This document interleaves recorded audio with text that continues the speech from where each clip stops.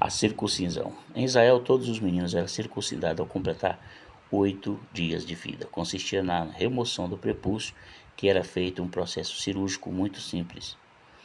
Por razão de saúde, essa teoria é antiga, sendo defendida por muitos estudiosos. Uma forma de identificar em esse argumento tem algum peso a ideia de que o judeu se distinguia de outros povos por essa prática peculiar. A afirmação do indivíduo como homem.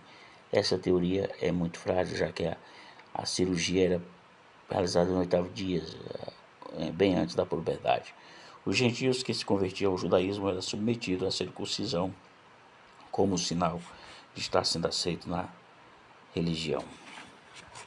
Uma aliança com Deus. Talvez a melhor explicação seja de que a circuncisão era um ato de compromisso dos pais com Deus. Como esse gesto, eles reconheciam estar numa relação de dependência para com Deus. Na igreja primitiva, assim que começaram a surgir os primeiros convertidos, a questão da circuncisão foi levantada e se tornou um grande problema para eles. Por causa disso, Timóteo concordou em deixar circuncidar para ser melhor aceito pelos judeus em suas viagens missionárias. Mas o concílio de Jerusalém deliberou que os gentios não precisavam circuncidar para se tornarem cristãos. A consagração da criança e da purificação. Aos 40 dias de vida, o primogênito do sexo masculino tinha que ser levado ao templo em Jerusalém para ser consagrado a Deus. Por ocasião da saída do Egito, os primogênitos foram salvos da morte pela aplicação do sangue do cordeiro nas portas. A mãe também tinha que passar por uma cerimônia de purificação após o parto. O primogênito do sexo masculino era apresentado ao sacerdote.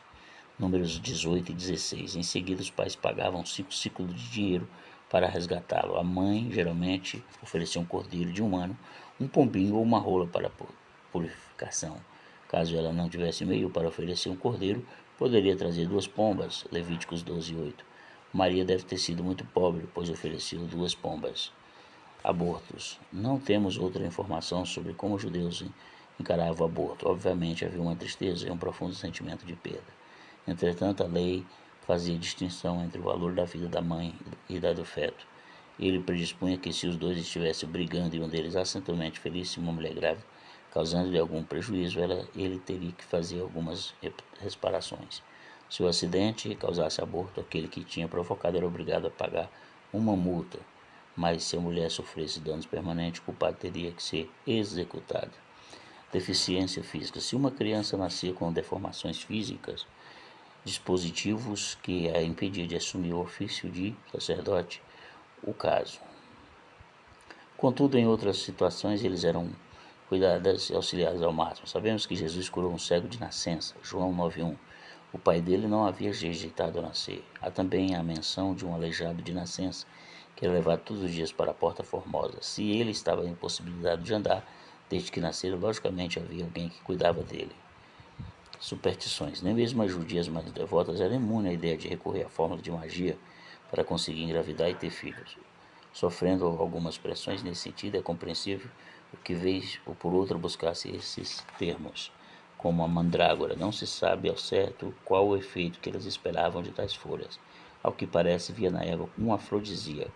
Contudo, é possível que a mensagem que elas favorecia a concepção. É difícil saber com certeza o que as pessoas acreditavam em relação às superstições. O incidente ocorrido entre Raquel e Lia parece sugerir que a mandrágora produzia 2 efeitos. No livro de Cantares há uma menção dessa planta, mas ali enfatiza o perfume dela e não apenas os poderes especiais.